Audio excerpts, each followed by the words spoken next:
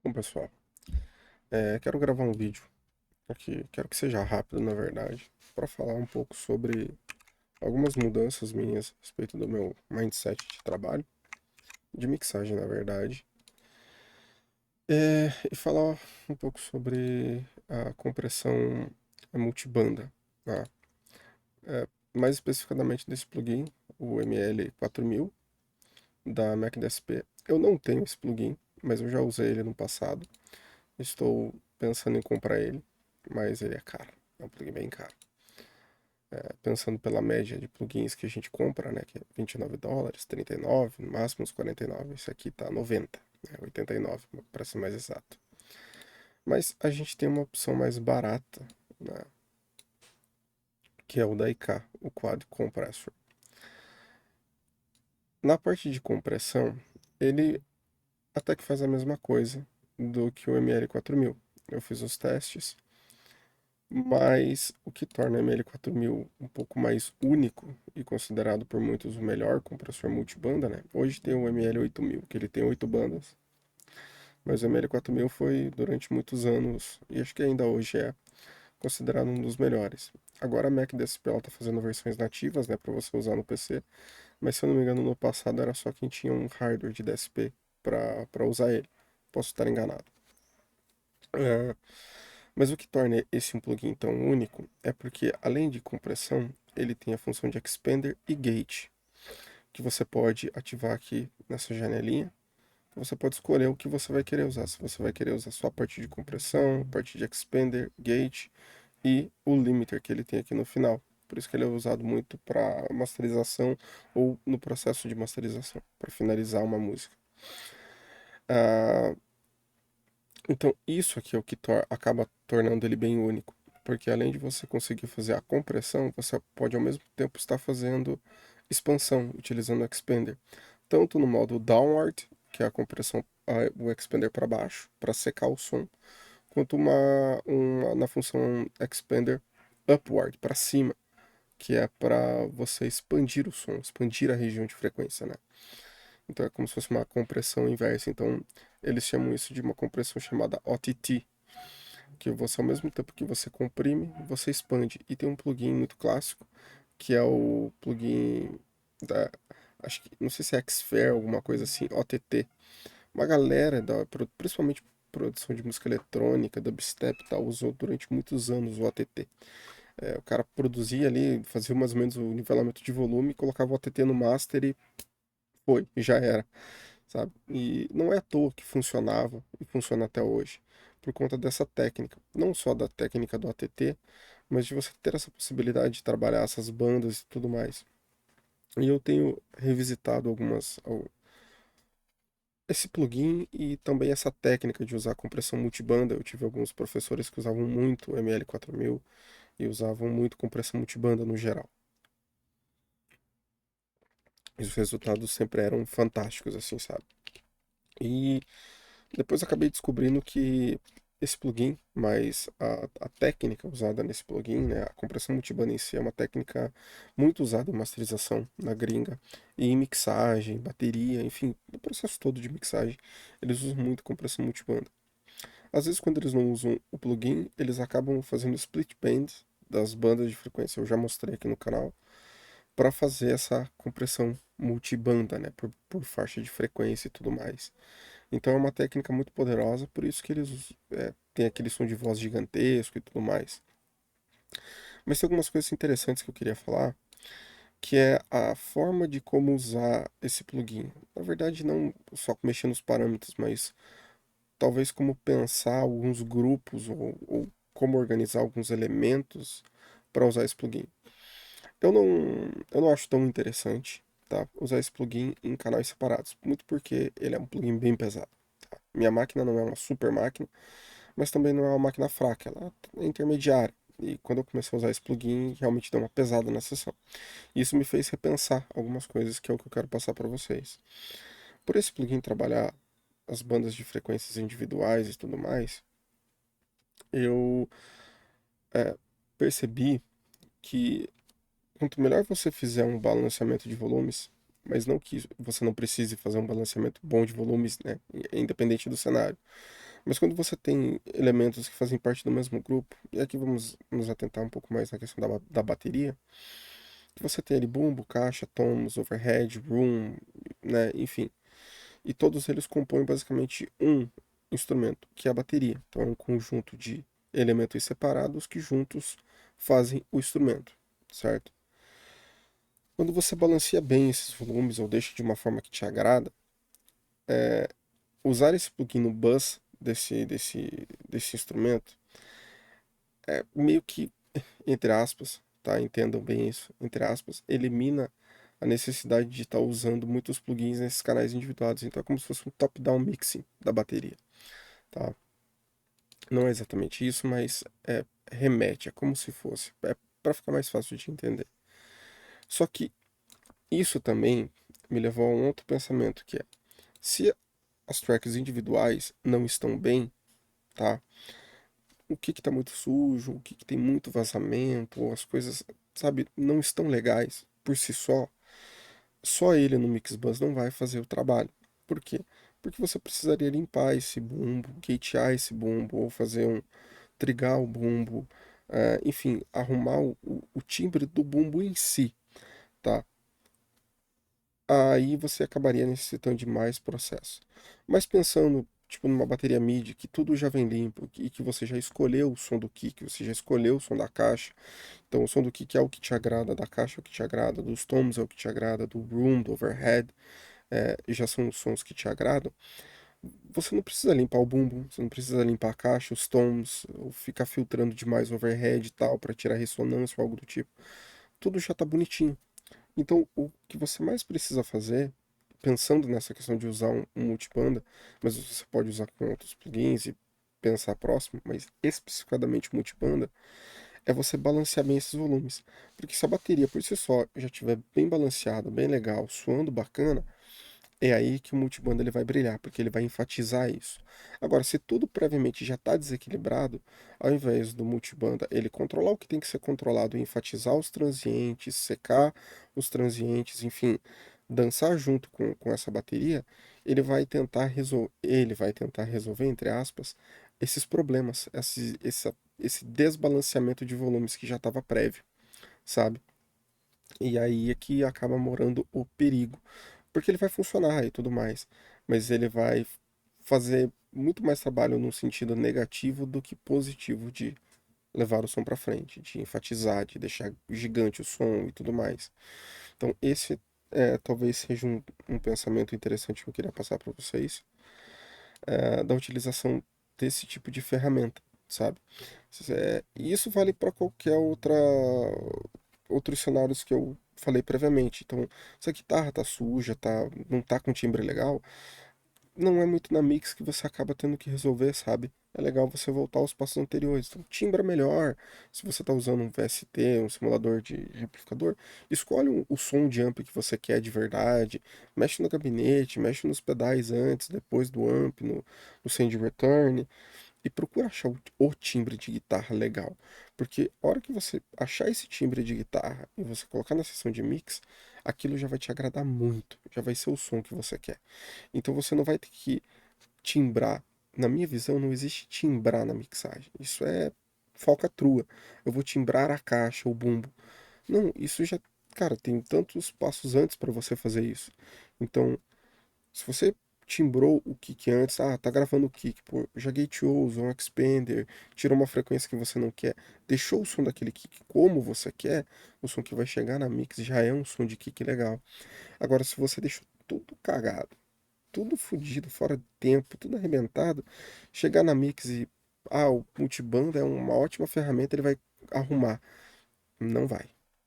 Literalmente ele não vai, sabe? Então isso me fez repensar alguns processos, alguma uma forma de estruturar a mixagem e também bom, se tudo já chegar bem, eu não tenho que me preocupar tanto em resolver problemas. As coisas já vão estar se encaixando naturalmente. Eu vou enfatizar isso. Então, aqui eu tenho uma frequência sobrando, né? Tá estendendo um pouco essa frequência, eu quero ela um pouco mais para cima.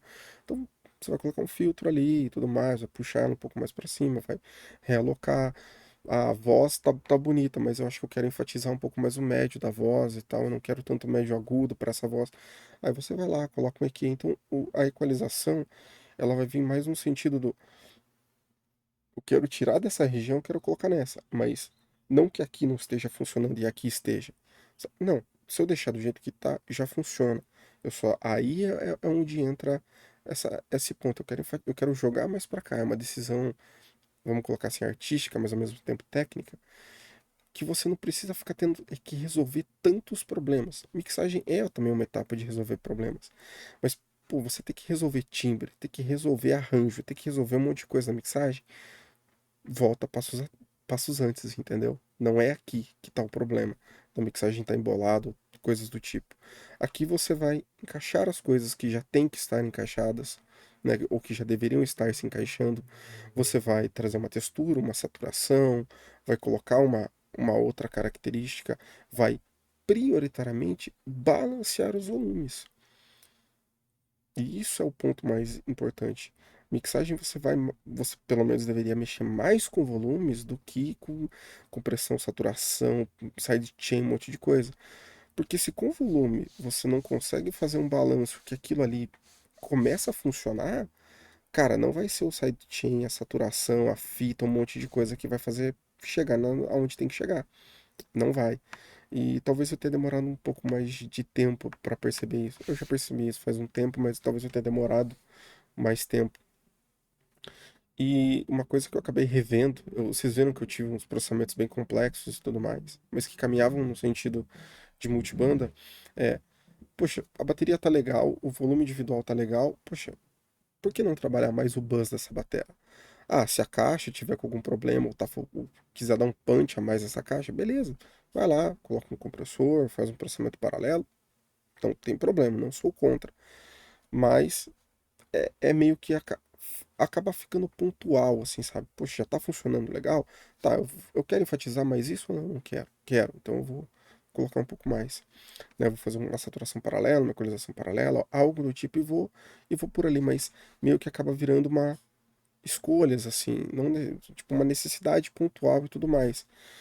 E tem me feito trabalhar mais em grupos do que necessariamente tracks individuais. E principalmente com plugins mais pesados e que tem uma sonoridade boa.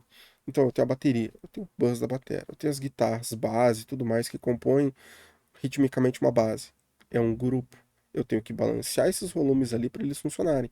E caso eu precise, eu faço automação dentro daquilo ali para aquele grupo de guitarras e tudo mais se tornar realmente um instrumento, todos eles. Ah, eu vou ter uma sessão de solos e tudo mais. Posso criar um grupo. O baixo, outro grupo. Então, vozes, um outro grupo. Posso dividir vozes em back vocals e vocal principal, mas tem três linhas de vocais principais. Eu vou trabalhar elas principalmente dentro daquele grupo e não necessariamente cada canal individual. Porque se elas têm que soar como voz principal, eu já dei o objetivo delas, são vozes principais. Backing vocals são backing vocals, sabe? E meio que trabalhar nesses grupos. E isso faz com que você não tenha que colocar 8 ml 4000 na bateria, você coloca um só no grupo, entende? Então isso acaba poupando o processamento e às vezes deixando uma ferramenta mais simples, que pesa menos, para resolver às vezes um problema numa track individual. Ah, na linha guitarra tem uma ressonância, põe o equalizador, tira aquela ressonância, problema resolvido, sabe? E não, tipo, nossa, 8 plugins aqui, 9 plugins ali, nessa track individual tem 6 plugins.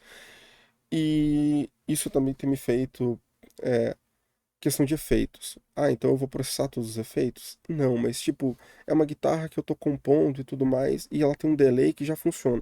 Cara, eu vou gravar essa guitarra, eu vou editar essa guitarra, eu vou timbrar essa guitarra, eu vou colocar o efeito e já vou mandar com efeito, sabe?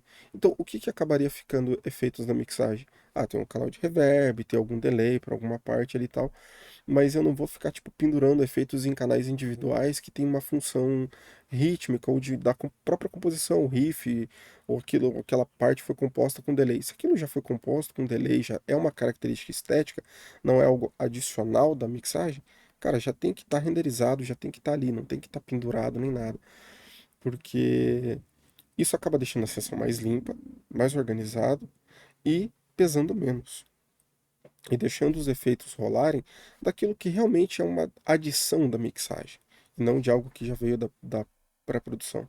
Bom, eu falei demais, né? Deveria ter falado menos.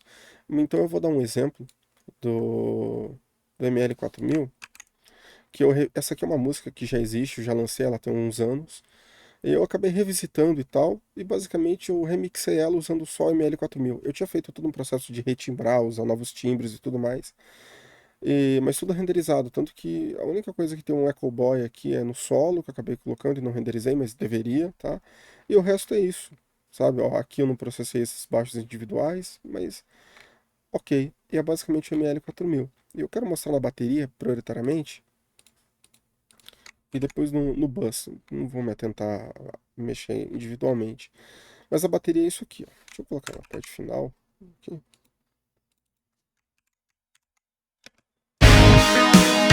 Opa, música toda. Deixa eu colocar a bateria.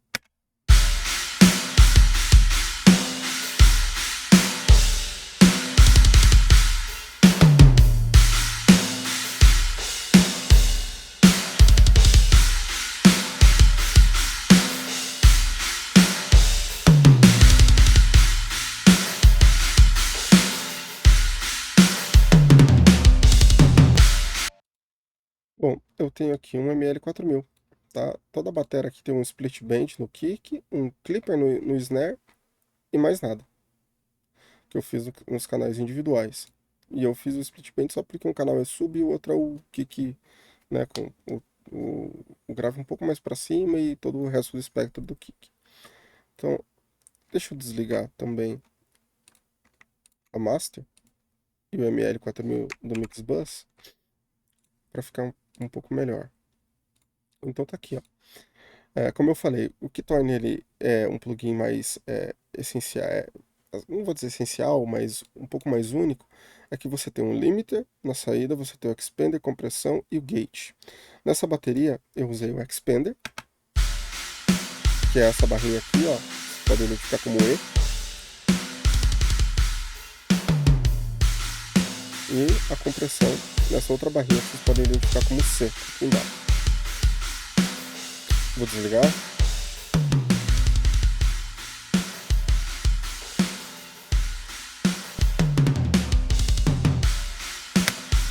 Então vocês podem ver que eu não alterei o timbre da bateria, mas eu controlei mais o low end, eu deixei o expander no modo downward para quando tocar os transientes, né, tocar essas regiões de frequência, a partir do momento que baixa essa energia, o expander começa a secar.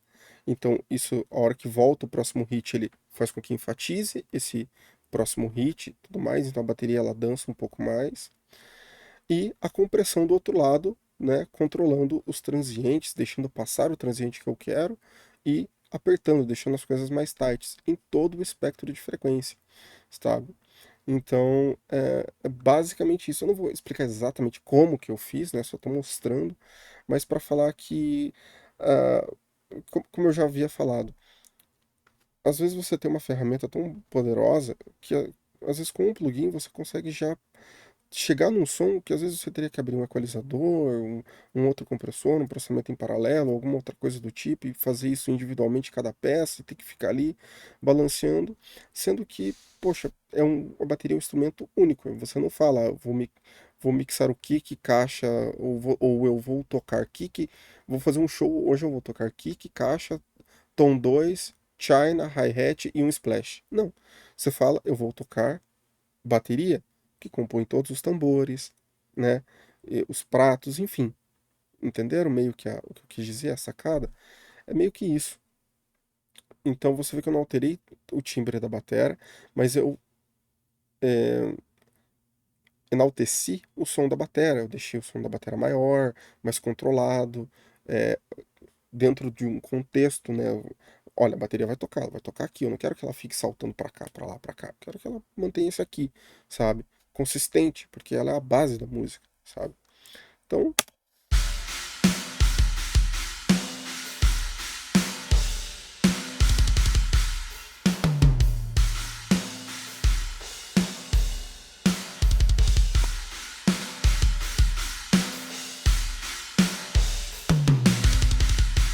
os pratos eles vêm, a caixa vem com o hit da caixa, o kick fica mais controlado e tudo sobe e fica mais uniforme.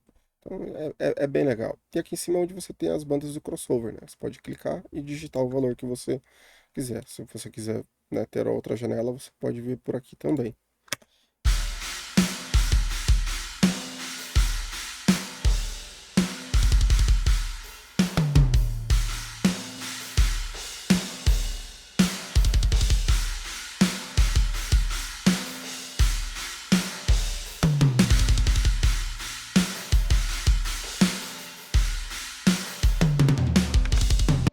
Além do mais, eu tenho um limiter na saída, que eu defini o teto de -6 aqui, o ceiling, né? E eu compensei 6 dBs também, para que, caso eu eventualmente passasse algum pico, eu já tenho esse limiter no final que segura esse transiente e tudo mais. Os valores de ataque e release, isso é uma coisa interessante, a última parte aqui, acho que o vídeo já está ficando meio longo. Eu gosto de... Ó, essa aqui é a música, é Dawn of a New Day, tá? Se quem quiser escutar essa versão. Mas você pode usar um conversor online de BPM para milissegundos. Isso ajuda a achar os tempos que você pode usar tanto para o ataque quanto para o release, tanto para expander, gate e tudo mais da tua música, né? Para fazer com que esse compressor ele funcione mais sincado com a música. Então, teoricamente, todo mundo vai produzir música hoje em dia tem algum BPM, né? Então, se você descobrir o BPM da música e tal, você pode usar isso para não ter que necessariamente ir de ouvido no ataque, no release, apesar que você pode, os compressores analógicos não tinham essa medição e tudo mais, então é mais uma forma, uma ferramenta que você pode usar para acertar melhor a compressão, o ataque, o release, testar no tempo e tudo mais, do que necessariamente de ouvido, tá? Então, não estou falando para você não usar o ouvido e só usar aqui, ou você só usar aqui e esquecer do ouvido, tá? Estou te mostrando formas. Eu particularmente gosto, porque a música ela tem ritmo, tempo e harmonia, né? Então, assim, é, isso a gente considera a música. Ela tem que ter algum ritmo, tem que respeitar o tempo, normalmente uma fórmula de compasso, e você tem uma harmonia, que você pode ser, né, mais ocidental, que é essa harmonia tonal, ou uma coisa mais modal. Mas você precisa desses elementos para música. E o BPM, por isso que existe o metrônomo, é, é, é importante, né, você tocar no tempo. Afinal de contas, se você excluir o tempo da música, ela vai virar alguma coisa, menos música, porque o tempo, o BPM é um dos elementos fundamentais da música, que vai ser onde você vai criar os ritmos, tá? Enfim, não vou entrar muito nessa parte, mas basicamente é isso. Então eu defini os tempos de ataque, release baseado nisso, beleza? Tanto para expander quanto para compressão. Eu acho que é isso, cara. Acho que foi um vídeo longo e tal, falando um pouco da ferramenta e mais conceitual, mas vocês conseguiram escutar e perceber a diferença. Agora eu vou soltar a música com todos os elementos, tá? Então eu tenho o ML4000 da bateria. Deixa eu ver se ele tá ativado. Ativado, beleza. Você tem aqui no baixo também. Eu tenho no grupo dos solos aqui e riffs. Eu tenho no guitarra base. Eu tenho aqui o ML4000 no Mix Bus. E depois o Stealth Limiter como minha limitação final. O resultado é isso aqui, ó.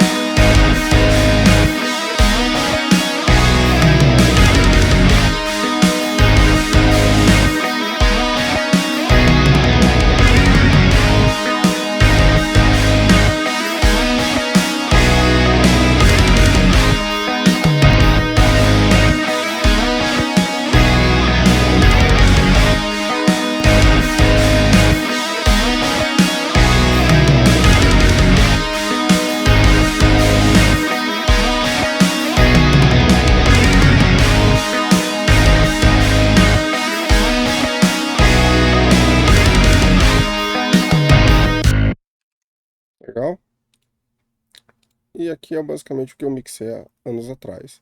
Não tá ruim assim, mas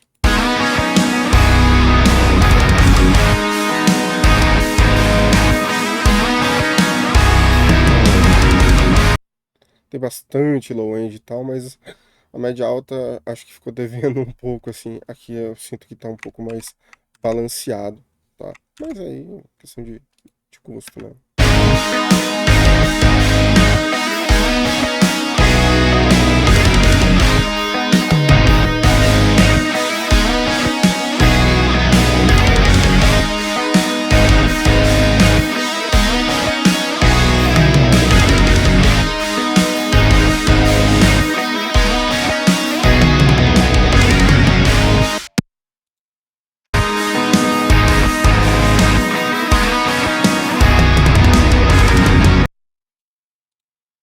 Bom, pessoal, basicamente é isso. Beleza? Até a próxima.